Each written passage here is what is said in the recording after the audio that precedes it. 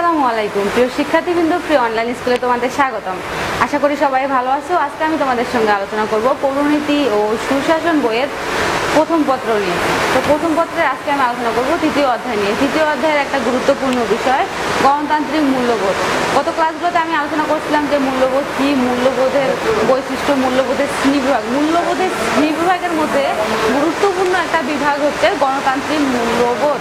গণতান্ত্রিক মূল্যবোধ আজকে আমার আলোচনার বিষয়।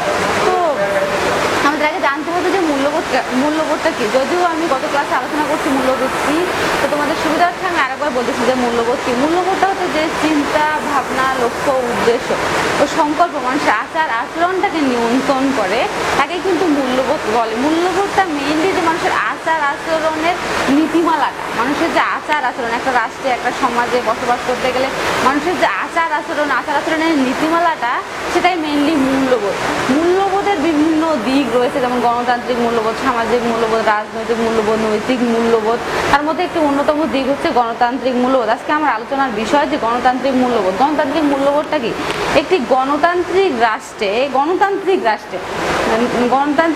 যে সকল চিন্তাভাবনা, লক্ষ্য, উদ্দেশ্য, সংকল্প, মানুষের আচার ব্যবহার ও রীতিনীতিটাকে নিয়ন্ত্রণ করে গণতান্ত্রিক রাষ্ট্রে, তাকে কিন্তু গণতান্ত্রিক মূল্যবোধ বলে। যে একটি রাষ্ট্রে গণতন্ত্র প্রতিষ্ঠা করার জন্য, মানে গণতন্ত্রকে প্রতিষ্ঠা করার জন্য যে সকল আচার আচরণ, বিধিমালা মেনে চলা হয়, সেটা কিন্তু গণতান্ত্রিক মূল্যবোধ। গণতন্ত্রটা কি? গণতন্ত্র হচ্ছে জনগণের শাসন।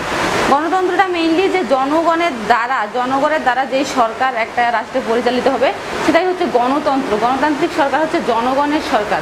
তো যদি সরকার, একটা গণতান্ত্রিক ব্যবস্থাটা এরকম যে একটা রাষ্ট্রে বিভিন্ন দল থাকবে, বিভিন্ন দলের অংশগ্রহণের সুযোগ থাকবে, এবং জনগণ যেই দলকে চাইবে সেই দলকেই বাছাই করে নির্বাচিত করতে পারবে। কিন্তু যদি একনায়কতন্ত্র, যেমন অনেক দেশে একনায়কতন্ত্র আছে, একটা রাষ্ট্রের একজন রাজা, তিনি ছাড়া একটাই সরকার, তিনি ছাড়া অন্য সরকার আসতে পারবে না, বিরোধী কোনো দল আসতে পারবে না, তাহলে ওই দেশে কিন্তু কখনোই গণতান্ত্রিক দেশ বলা হয় না। তো গণতান্ত্রিক মূল্যবোধটা কি? যে গণতান্ত্রিক রাষ্ট্রে যে সকল চিন্তা ভাবনা, লক্ষ্য, উদ্দেশ্য, আচার ব্যবহারগুলো মানুষের নিয়ন্ত্রিত হয়, তাকে কিন্তু গণতান্ত্রিক মূল্যবোধ বলে। গণতান্ত্রিক মূল্যবোধগুলো একটি সমাজ, রাষ্ট্র ও ব্যক্তির, এগুলো মৌলিক বৈশিষ্ট্য। গণতান্ত্রিক মূল্যবোধগুলো কি? যে সমাজ, রাষ্ট্র ও ব্যক্তির মৌলিক বৈশিষ্ট্য। গণতান্ত্রিক রাষ্ট্রে থাকতে হলে মৌলিক বৈশিষ্ট্যগুলো কি? যেগুলো মানুষের স্বাভাবিকভাবেই করে, এই বিষয়গুলো হচ্ছে মৌলিক বৈশিষ্ট্য। যে গণতান্ত্রিক রাষ্ট্রে থাকতে গেলে সমাজ, রাষ্ট্র ও ব্যক্তিকে এই মৌলিক বৈশিষ্ট্যগুলো মেনে চলতে হবে, এবং মৌলিক গণতান্ত্রিক মূল্যবোধের আদর্শে মানুষ কিন্তু তার আচার আচরণ নীতিমালাগুলো নির্ধারণ করে, কিভাবে একটা মানুষ চলবে, কিভাবে চলবে না। এই যে গণতান্ত্রিক মূল্যবোধ থেকেই কিন্তু একটা গণতান্ত্রিক রাষ্ট্রের বিভিন্ন আচার আচরণ, বিধিবিধান মানুষ মেনে চলে। তো আমরা কি দেখতে পাই? যে গণতান্ত্রিক মানুষ এই গণতন্ত্রকে শ্রদ্ধা করে। গণতান্ত্রিক মূল্যবোধের প্রতি শ্রদ্ধাবোধ আছে বলেই কিন্তু মানুষ এই গণতান্ত্রিক রাষ্ট্রে এই বিধিবিধানগুলো মেনে চলে। তো গণতান্ত্রিক মূল্যবোধের বিভিন্ন দিক রয়েছে। শুরুতে আমি আলোচনা করি যে সহনশীলতা। গণতান্ত্রিক মূল্যবোধের একটা গুরুত্বপূর্ণ দিক হচ্ছে সহনশীলতা।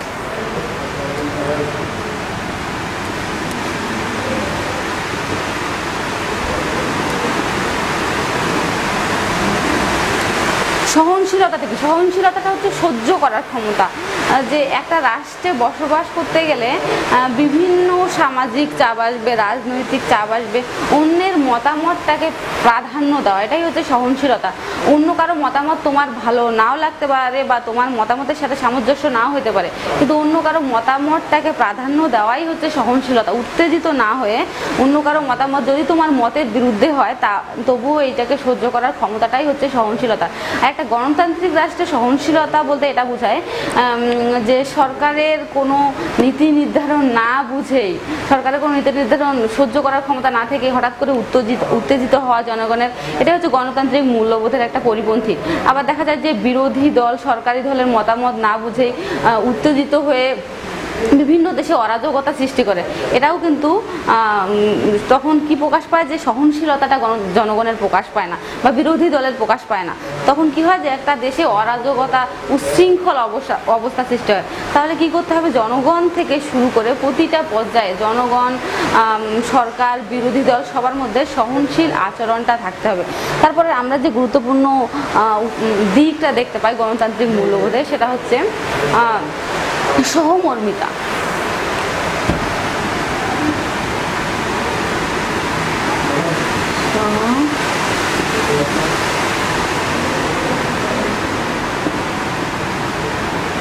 সহমর্মিতা কিন্তু গণতান্ত্রিক মূল্যবোধের একটা গুরুত্বপূর্ণ বিষয়। সহমর্মিতা কি? অপরের কষ্টে কষ্ট পাওয়া, অপরের দুঃখে দুঃখিত মানে দুঃখ পাওয়া, বা অপরের সুখে আনন্দে আনন্দিত হওয়া, এটা হচ্ছে সহমর্মিতা। সহমর্মিতার একটা গুরুত্বপূর্ণ বিষয় হচ্ছে প্রত্যেকের তরে প্রত্যেকে আমরা, সকলের তরে সকলে আমরা। যে অন্য কেউ, তোমার প্রতিবেশী বা তোমার সামনে কোনো মানুষ যদি অনেক কষ্ট পায়, অসহায় হয়, তাহলে সেই মানুষটাকে সাহায্য করা এবং ঋণগ্রস্তকে সাহায্য করা, তো বিভিন্ন ধরনের মানুষকে, অসহায় দুস্থ মানুষদেরকে সাহায্য করা, এটাই কিন্তু সহমর্মিতার একটা গুরুত্বপূর্ণ বিষয়। সহমর্মিতা থাকলেই কিন্তু একে অপরের মধ্যে যদি একটা গণতান্ত্রিক রাষ্ট্রে জনগণরা সহমর্মিতা প্রকাশ করে, তাহলে এই কিন্তু একটা রাষ্ট্রের সঠিক গণতান্ত্রিক মূল্যবোধটা প্রকাশ পায়। তারপরে যে গুরুত্বপূর্ণ বিষয়টা আমরা দেখতে পাই সেটা হচ্ছে শৃঙ্খলাবোধ।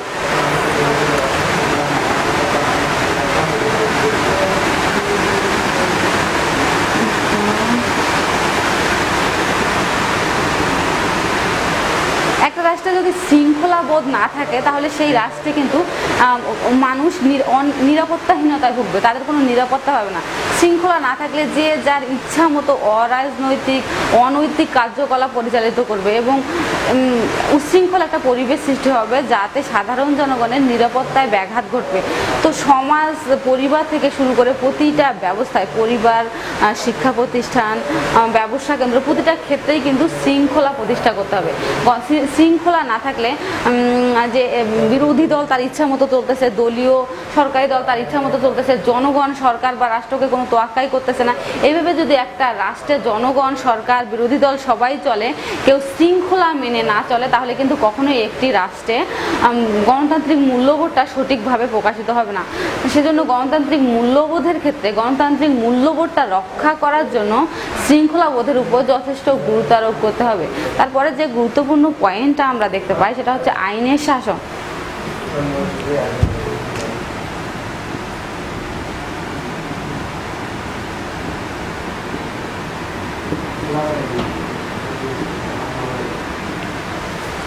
আইনের শাসন একটি রাষ্ট্রে গণতান্ত্রিক মূল্যবোধ রক্ষা করতে গেলে আইনের শাসন অবশ্যই প্রতিষ্ঠা করতে হবে। আইনের যে সত্যগুলো আছে, আইনে 3টি সত্য আমরা আগেই পড়ছি, গত ক্লাসে পড়ছি যে আইনে 3টি সত্য রয়েছে। এই সত্যগুলো মেনে চলতে হবে। সবাইকে আইনের দৃষ্টিতে সমান চোখে দেখতে হবে, আইনের সবাইকে অংশগ্রহণের সুযোগ দিতে হবে এবং প্রতিটা ধনী গরিব সবাইকে অংশগ্রহণের সুযোগ দিতে হবে এবং আইনের দৃষ্টিতে সবাইকে, ধনী গরিব ছেলে মেয়ে সবাইকে সমানভাবে দেখতে হবে। যদি সমানভাবে না দেখে, আইনের শাসন যদি সঠিকভাবে প্রতিষ্ঠিত না হয়, ব্যক্তি তার সামাজিক মর্যাদাও খুঁজে পাবে না এবং সে রাষ্ট্রের প্রতি কোনো অধিকার ও দায়িত্ব, কর্তব্য, জনগণের যে দায়িত্ব কর্তব্যগুলো সেগুলো সঠিকভাবে পালন করবে না। রাষ্ট্রের কাছ থেকে যদি জনগণ কোনো কিছু না পায়, তাদের যদি অধিকারগুলো না পায়, তাহলে তো তারা তাদের কর্তব্য সঠিকভাবে পালন করতে হবে না।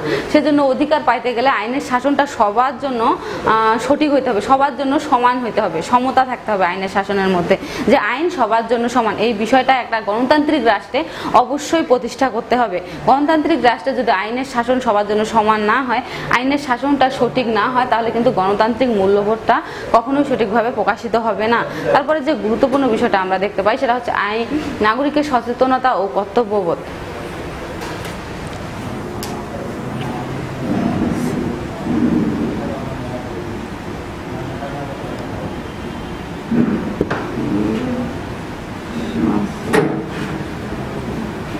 নাগরিক সচেতনতা। একটি রাষ্ট্রে বসবাস করতে গেলে জনগণকে, তাদের নাগরিকদের, তাদেরকে যথেষ্ট সচেতন হতে হবে। সচেতন নাগরিক ছাড়া কিন্তু একটি রাষ্ট্রে কখনোই সচেতন সরকার প্রতিষ্ঠিত হবে না। নাগরিক যদি সচেতন না হয়, তাদের জন্য কোন সরকার ভালো, কোন সরকার উন্নয়নমূলক কর্মকাণ্ড পরিচালিত করবে, কোন সরকারের দ্বারা একটি রাষ্ট্রে কল্যাণ হবে, এই নাগরিক যদি এই বিষয়গুলো বুঝতে না পারে, নাগরিক যদি সচেতন না হয়, তাহলে একটি রাষ্ট্রে কখনোই কিন্তু গণতান্ত্রিক মূল্যবোধ রক্ষা হবে না, আবার গণতন্ত্রটাও সঠিকভাবে প্রতিষ্ঠিত হবে হবে না। নাগরিকের দায়িত্ব কি? নাগরিককে সঠিক সময় কর প্রদান করতে হবে, আইন মেনে চলতে হবে। আইনটা কার জন্য? একটা রাষ্ট্র আইন কাদের জন্য তৈরি করে? রাষ্ট্র আইন তৈরি করে জনগণের জন্য। সেজন্য কি করতে হবে? যে জনগণকে আইন মেনে চলতে হবে এবং সন্তানদেরকে শিক্ষিত করতে হবে এবং বিভিন্ন বিষয়ে গুরুত্ব আরোপ করতে হবে। জনগণকে, একটা রাষ্ট্রের মূল ভূমিকা পালন করে জনগণকে অবশ্যই সচেতন হতে হবে এবং তাদের কর্তব্যগুলো, প্রত্যেকটা জায়গা থেকে তাদের কর্তব্যগুলো পালন করতে হবে এবং তাদের জন্য ভালো এবং ভালো প্রার্থী, খারাপ প্রার্থী তাদেরকেই বুঝতে হবে। তাহলেই কিন্তু একটি রাষ্ট্রে নাগরিকরা তাদের কর্তব্যটা সঠিকভাবে পালন করতে পারবে। তারপরে যে পয়েন্ট আমরা দেখতে পাই যে রাজনৈতিক দলগুলোর পারস্পরিক শ্রদ্ধাবোধ। 5-6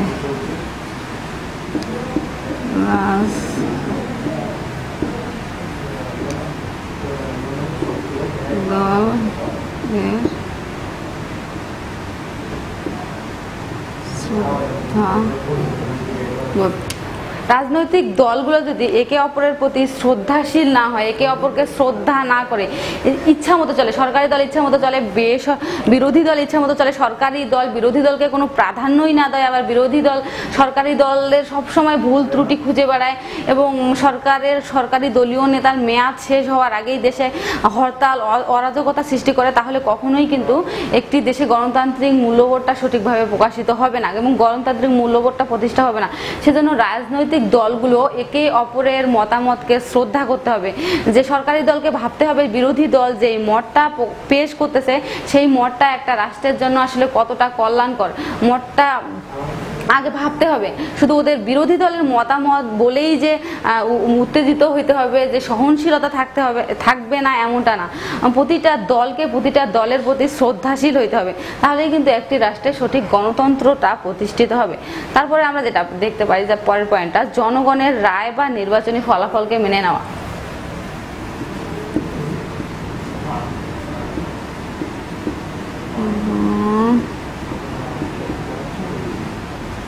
রায়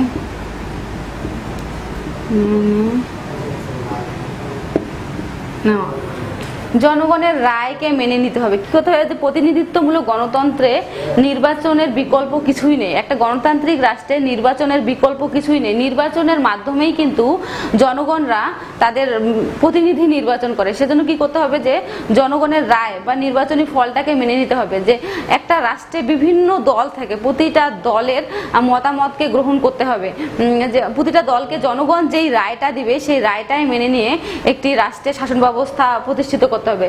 যদি বিরোধী দল ক্ষমতা না পায় তারপরেও তাদেরকে চুপ থাকতে হবে এবং সরকারি দল যদি জনগণ অধিষ্ঠিত করে তাহলেও কিন্তু তাদের শাসন ক্ষমতাটা সঠিকভাবে মেনে নিতে হবে। যে জনগণ যেই রায়টা দিচ্ছে সেই রায়টা অবশ্যই বিরোধী দল, সরকারি দল সবাইকে মেনে নিতে হবে। তাহলে কিন্তু একটি রাষ্ট্রে গণতান্ত্রিক মূল্যবোধটা সঠিকভাবে প্রকাশিত হবে এবং দায়িত্ববোধ। তারপরের পয়েন্টটা যে দেখতে পাই যে দায়িত্বশীলতা, জবাবদিহিতা।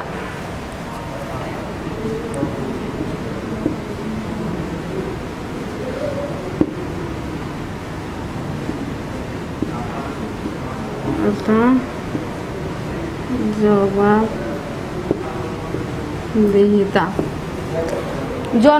সরকারকে তার প্রতিটা কাজের জন্য দায়িত্বশীল হতে হবে এবং দায়িত্বশীল থাকতে হবে এবং প্রতিটা কাজের জন্য জবাবদিহি করতে হবে। যে সরকার একটা কাজ কি জন্য করতেছে, একটা এই নীতিটা কি জন্য নির্ধারণ করতেছে, বাজেটের কি খাতে কেন অন্য বাজেটে কেন এই বেশি খাত, মানে সরকারি বাজেটে কেন বেশি অর্থ দিচ্ছে, এই প্রতিটা বিষয় এবং অন্য দেশের সঙ্গে যে রাজনৈতিক সম্পর্কটা এবং আমাদের জাতীয় সম্পদ দিয়ে অন্য দেশ থেকে কোনো কিছু আমদানি রপ্তানির প্রতিটা বিষয়ে জনগণের কাছে ক্লিয়ার করতে হবে।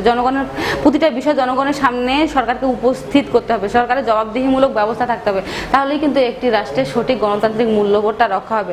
জনগণ যদি না জানে যে সরকার কেন এই কাজটা করতেছে, কি জন্য করতেছে, তাহলে জনগণ কিন্তু না বুঝেই দেশে একটা উচ্ছৃঙ্খল অবস্থা সৃষ্টি করবে। সেজন্য জনগণকে জানতে হবে যে তাদের কি করা উচিত এবং কি করা উচিত না এবং সরকারকে অবশ্যই দায়িত্বশীল হতে হবে এবং জবাবদিহিমূলক সরকারের আচরণ থাকতে হবে। এটা পাইলাম আমরা হচ্ছে গণতান্ত্রিক মূল্যবোধ। এখন আমরা আলোচনা করব যে গণতান্ত্রিক মূল্যবোধের গুরুত্ব। একটি রাষ্ট্রে কিন্তু গণতন্ত্রের যেমন মূল্যবোধটা দরকার, গণতান্ত্রিক মূল্যবোধের গুরুত্বটাও কিন্তু অপরিসীম। গণতান্ত্রিক মূল্যবোধটা যদি না থাকে তাহলে একটি রাষ্ট্রে কিন্তু কখনোই সুশাসন প্রতিষ্ঠিত হবে না এবং একটি রাষ্ট্র কখনো উন্নয়নশীল রাষ্ট্রে পরিণত হবে না। সেজন্য গণতান্ত্রিক মূল্যবোধের গুরুত্ব অপরিসীম। গণতান্ত্রিক মূল্যবোধের গুরুত্ব আমরা দেখতে পাই যে একটা পয়েন্ট, যে জাতীয় সভ্যতা, সংস্কৃতি ও ঐতিহ্যের ভিত্তি। গণতান্ত্রিক মূল্যবোধটা কিন্তু মানুষ কি করে, জাতীয় সভ্যতা, মানুষের যে সংস্কৃতিটা আছে, সভ্যতাটা, মানুষ মূল্যবোধ থেকেই কিন্তু সংস্কৃতিটাকে বিলুপ্ত হতে দেয় না। যেমন আমাদের দেশে পহেলা বৈশাখ পালন করা কিন্তু আদিমকাল থেকে একটা সংস্কৃতি চলে আসতেছে। এই সংস্কৃতিটাকে জনগণরা ধরে রাখছে এবং পাশ্চাত্য সংস্কৃতি গ্রহণ করার ফলেও এই সংস্কৃতিগুলোকে কিন্তু বিলুপ্ত হতে দেয়নি। এই সংস্কৃতিটা ধরে রাখাই কিন্তু জনগণ তাদের মূল্যবোধের পরিচয় দিচ্ছে। এজন্য মূল্যবোধের ক্ষেত্রে জাতীয় সভ্যতা, সংস্কৃতি ও ঐতিহ্যের ভিত্তিটা অনেক গুরুত্বপূর্ণ। তারপরে আমরা দেখতে পাই যে জাতীয় উন্নয়নের চাবিকাঠি। গণতান্ত্রিক মূল্যবোধ জাতীয় উন্নয়নের চাবিকাঠি। জাতি যত কর্মঠ ও পরিশ্রমী হবে তত কিন্তু জাতির উন্নতি হবে এবং এই জাতি তার মূল্যবোধ থেকেই কিন্তু একটি রাষ্ট্রের জন্য বিভিন্ন কল্যাণকর কাজ করে থাকে।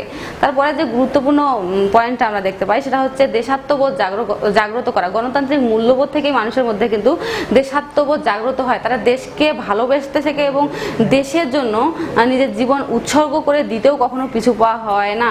সেজন্য আমরা কি দেখতে পাই যে গণতান্ত্রিক মূল্যবোধটা কিন্তু দেশাত্মবোধকেও জাগ্রত করে। তারপরের পয়েন্টটা সামাজিক বন্ধন ও জাতীয় ঐক্য সুদৃঢ় করা। প্রতিটা সম্প্রদায়ের মধ্যে এবং নিজের আত্মীয় স্বজনের মধ্যেও সামাজিক একটা সম্প্রীতি বজায় রাখতে হবে। সামাজিক সম্প্রীতি যদি বজায় না রাখা হয় তাহলে কিন্তু একটি রাষ্ট্রে উচ্ছৃঙ্খল অবস্থার সৃষ্টি হবে।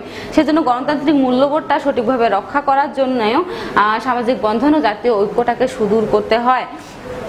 এবং কি করতে হয় যে জবাবদিহিতা। আমি একটু আগে বললাম যে সরকারকে অবশ্যই জবাবদিহিমূলক আচরণ করতে হবে। সরকারের মধ্যে একটা জবাবদিহিতার অবশ্যই থাকতে হবে, যে সরকারকে তার প্রতিটা পদক্ষেপের জন্য জবাবদিহি করতে হবে। এগুলো হচ্ছে একটা গণতান্ত্রিক রাষ্ট্রের গুরুত্বপূর্ণ মূল্যবোধের গুরুত্বপূর্ণ বিষয়। এই বিষয়গুলো যদি জনগণের মধ্যে থাকে তাহলে কিন্তু একটি রাষ্ট্রে সঠিকভাবে গণতান্ত্রিক মূল্যবোধটা প্রতিষ্ঠিত হয়। গণতান্ত্রিক মূল্যবোধ রক্ষা করার ক্ষেত্রে যে শুধু সরকারকেই দায়িত্ব পালন করতে হবে এমনটা না। গণতান্ত্রিক মূল্যবোধ রক্ষা করতে গেলে জনগণকে, সরকারকে, একটি রাষ্ট্রে বসবাসকারী প্রত্যেকটা নাগরিককে সমানভাবে তাদের দায়িত্ব পালন করতে হবে। তাহলে কিন্তু একটি রাষ্ট্রে সঠিক গণতান্ত্রিক মূল্যবোধ প্রতিষ্ঠা করা সম্ভব। তো ঠিক আছে, তোমরা আমার আজকের আলোচনা এ পর্যন্তই।